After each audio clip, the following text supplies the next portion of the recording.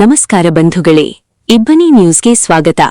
ಹರಪ್ಪನಹಳ್ಳಿ ದೆಹಲಿಯಲ್ಲಿ ವಿದ್ಯಾರ್ಥಿಗಳ ಮೇಲೆ ದೌರ್ಜನ್ಯ ನಡೆಸಿದ ಪೊಲೀಸ್ ಹಾಗೂ ಕೇಂದ್ರ ಸರ್ಕಾರದ ಕ್ರೌರ್ಯದ ಕ್ರಮವನ್ನು ಖಂಡಿಸಿ ಹರಪ್ಪನಹಳ್ಳಿಯಲ್ಲಿಂದು ಸಿಪಿಐ ಸಂಘಟನೆ ಪ್ರತಿಭಟನೆ ನಡೆಸಿತು.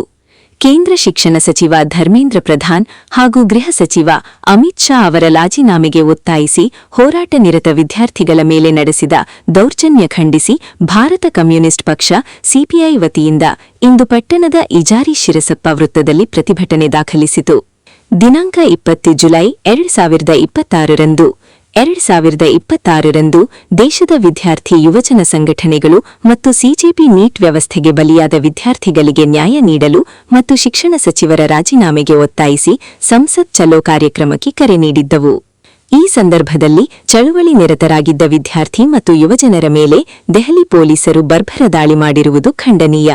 ನಮ್ಮ ವಿದ್ಯಾರ್ಥಿ ಸಂಘಟನೆ ಮತ್ತು ಯುವಜನ ಸಂಘಟನೆ ನಿರಂತರವಾಗಿ ಜಂತರ್ ಮಂತರ್ನಲ್ಲಿ ಈ ಹೋರಾಟದಲ್ಲಿ ಸಕ್ರಿಯವಾಗಿ ಭಾಗಿಯಾಗಿದ್ದವು. ನಮ್ಮ ಎಐಎಸ್ಎಫ್ ಸಂಘಟನೆ ಉಚಿತ ಲೈಬ್ರರಿ ನಡೆಸುತ್ತಾ ಜಂತರ್ ಮಂತರ್ ಒಳಗೆ ವೈಚಾರಿಕ ಪ್ರಜ್ಞೆ ಬಿತ್ತುವಲ್ಲಿ ಯಶಸ್ವಿಯಾಗಿ ಕಾರ್ಯನಿರ್ವಹಿಸಿತ್ತು. ನಮ್ಮ ಯುವಜನರು ಪಂಜಾಬಿನ ಭಗತ್ ಸಿಂಗ್ ಹುಟ್ಟಿದ ನಾಡಿನಿಂದ ಪವಿತ್ರ ಮಣ್ಣನ್ನು ಜಂತರ್ ಮಂತರ್ಗೆ ತರುವ ಮುಖಾಂತರ ಈ ಹೋರಾಟಕ್ಕೆ ಕ್ರಾಂತಿಕಾರಿ ಆಯಾಮವನ್ನು ತರುವಲ್ಲಿ ಯಶಸ್ವಿಯಾಗಿದ್ದವು. ಅಂತೆಯೇ ನಮ್ಮ ವಿದ್ಯಾರ್ಥಿಗಳು ಉಪವಾಸ ಕೈಗೊಳ್ಳುವ ಮೂಲಕ ಹೋರಾಟಕ್ಕೆ ಮತ್ತಷ್ಟು ಕೊಡುಗೆ ನೀಡಿದ್ದರು. ನಮ್ಮಂತೆ ಇತರ ಎಡ ವಿದ್ಯಾರ್ಥಿ ಸಂಘಟನೆಗಳು ಕೂಡ ಸಕ್ರಿಯವಾಗಿ ಹೋರಾಟದಲ್ಲಿ ಭಾಗಿಯಾಗಿದ್ದವು. ಸಿಜೆಪಿ ನೇತೃತ್ವದಲ್ಲಿ ಸೋನಂ ವಾಂಗಚುಕ್ ಅವರು ಉಪವಾಸ ಸತ್ಯಾಗ್ರಹ ನಡೆಸುತ್ತಿದ್ದರು. ಬಲವಂತವಾಗಿ ಇವರನ್ನು ಆಸ್ಪತ್ರೆಗೆ ಸೇರಿಸಲಾಯಿತು.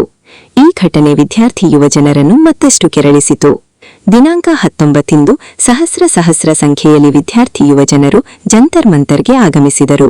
ದಿನಾಂಕ 20ರಂದು ಸಂಸತ್ ಚಲೋ ಕಾರ್ಯಕ್ರಮಕ್ಕೆ ಲಕ್ಷಾಂತರ ಮಂದಿ ಯುವಜನರು ದೆಹಲಿಯ ಸಂಸತ್ ಭವನದ ಸುತ್ತ ಇರುವ ಎಲ್ಲಾ ರಸ್ತೆಗಳಲ್ಲಿ ಸೇರಿದ್ದರು. ಜಂತರ್ ಮಂತರ್ ಒಳಗೆ ಇವರನ್ನು ಪೊಲೀಸರು ಹೋಗಲು ಬಿಡಲಿಲ್ಲ. ಹೋರಾಟದ ಕಿಚ್ಚು ಹೆಚ್ಚಾಗುತ್ತಲೇ ಹೋಯಿತು. ಶಾಂತ ರೀತಿಯಲ್ಲಿ ವಿದ್ಯಾರ್ಥಿ ಯುವಜನರು ಚಳುವಳಿ ನಡೆಸುತ್ತಿದ್ದರೂ ಕೂಡ ಪೊಲೀಸರು ಚಳುವಳಿಯನ್ನು ಹತ್ತಿಕ್ಕುವ ಸಲುವಾಗಿ ಅಮಾಯಕ ವಿದ್ಯಾರ್ಥಿ ಯುವಜನರ ಮೇಲೆ ಪೈಶಾಚಿಕ ಹಲ್ಲೆಗೆ ಮುಂದಾದರು. ಈ ಹಲ್ಲೆಗೆ ನಮ್ಮ ವಿದ್ಯಾರ್ಥಿ ಯುವಜನರು ಮಾರಣಾಂತಿಕವಾಗಿ ಪೆಟ್ಟು ತಿಂದರು. ವಿದ್ಯಾರ್ಥಿ ಯುವಜನರ ಬೇಡಿಕೆಯನ್ನು ಆಲಿಸದೆ ಸರ್ವಾಧಿಕಾರಿ ಧೋರಣೆಯೊಂದಿಗೆ ಚಳುವಳಿಯನ್ನು ಹತ್ತಿಕ್ಕಲು ಮುಂದಾಗಿರುವ ಕೇಂದ್ರ ಸರ್ಕಾರದ ನೀತಿಯನ್ನು ವಿರೋಧಿಸಿ ಹಾಗೂ ವಿದ್ಯಾರ್ಥಿ ಯುವಜನರ ಮೇಲೆ ನಡೆದಿರುವ ಹಲ್ಲೆಯನ್ನು ಖಂಡಿಸಿ ವಿದ್ಯಾರ್ಥಿಗಳ ನೈಜ ಬೇಡಿಕೆ ಈಡೇರಿಕೆ ಆಗ್ರಹಿಸಿ ಮತ್ತು ಕೇಂದ್ರ ಶಿಕ್ಷಣ ಮಂತ್ರಿ ಮತ್ತು ಗೃಹ ಮಂತ್ರಿಗಳ ರಾಜೀನಾಮೆಗೆ ಒತ್ತಾಯಿಸಿ ಭಾರತ ಕಮ್ಯುನಿಸ್ಟ್ ಪಕ್ಷ ಸಿಪಿಐ ಹಗರಿಬೊಮ್ಮನಹಳ್ಳಿ ತಾಲೂಕು ಮಂಡಳಿ ಒತ್ತಾಯಿಸುತ್ತದೆ. ಸಿಪಿಐ ತಾಲೂಕು ಮಂಡಳಿ ಹರಪ್ಪನಹಳ್ಳಿ ತಾಲೂಕು ಮಂಡಳಿ ಜಿಲ್ಲಾ ಕಾರ್ಯದರ್ಶಿ ಎಚ್ಎಂ ಸಂತೋಷ್ ಸೇರಿದಂತೆ ತಾಲೂಕು ಕಾರ್ಯದರ್ಶಿ ರಮೇಶ್ ನಾಯಕ್ ಹೆಚ್, ಜಿಲ್ಲಾ ಕಾರ್ಯದರ್ಶಿ ಮಂಡಳಿ ಸದಸ್ಯರಾದ ಗುಡಿಹಳ್ಳಿ ಹಾಲೇಶ್, ತಾಲೂಕು ಕಾರ್ಯದರ್ಶಿ ಬಳಿಗನೂರು ಕೊಟ್ರೇಶ್, ಹೊಸಹಳ್ಳಿ ಮಲ್ಲೇಶ್, ರಾಗಿಮಸಲವಾಡ ಹನುಮಂತಪ್ಪ, ಶಿವರಾಮ್, ಚೌಡಪ್ಪ, ಹನುಮಂತ ನಾಯಕ್, ಮುಜೀಬುರ್ ರೆಹಮಾನ್, ಅರುಣಕುಮಾರ್, ಆಕಾಶ್, ಹನುಮಂತಪ್ಪ ಪಾಲ್ಗೊಂಡಿದ್ದರು. ಸುದ್ದಿ ಸಹಾಯ ಗುಡಿಹಳ್ಳಿ ಹಾಲೇಶ್.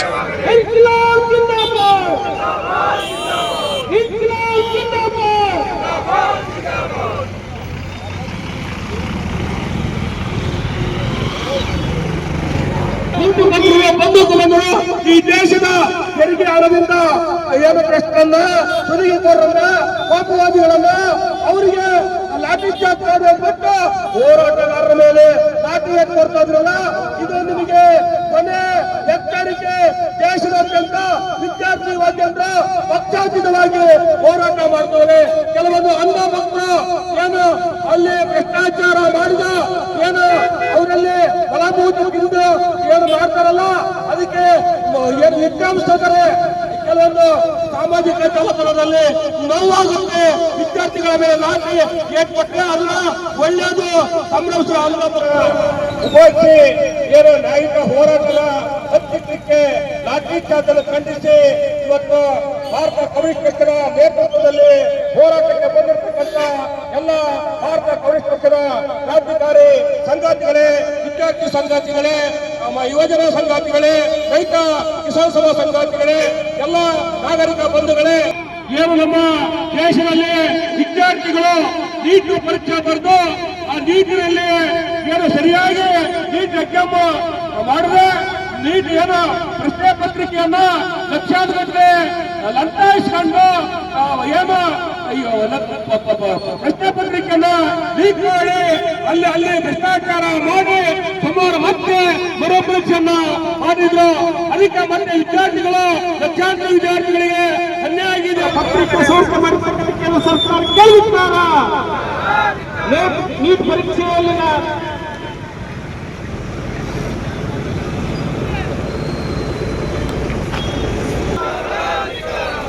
ಇಪ್ಪತ್ತು ಮಕ್ಕಳ ಜೀವನದಲ್ಲಿ ತೆಗೆದುಕೊಂಡಿರ್ತಕ್ಕಂಥ ಈ ಪರೀಕ್ಷೆಯಲ್ಲಿ ಸುಪ್ರೀಂ ಸರ್ಕಾರ ಕೇಳಿದ್ದಾರ.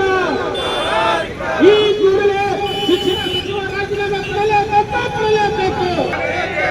ಇನ್ಕಿಲಾಬ್ ಜಿಂದಾಬಾದ್, ಇನ್ಕಿಲಾಬ್ ಜಿಂದಾಬಾದ್.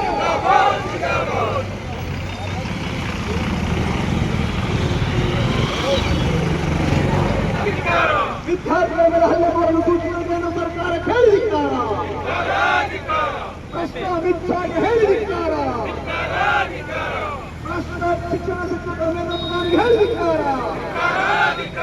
ತೊಲಗಲಿ ತೊಲಗಲಿ ತೊಲಗಲಿ ತೊಲಗಲಿ ವಿದ್ಯಾರ್ಥಿಗಳ ಮೇಲೆ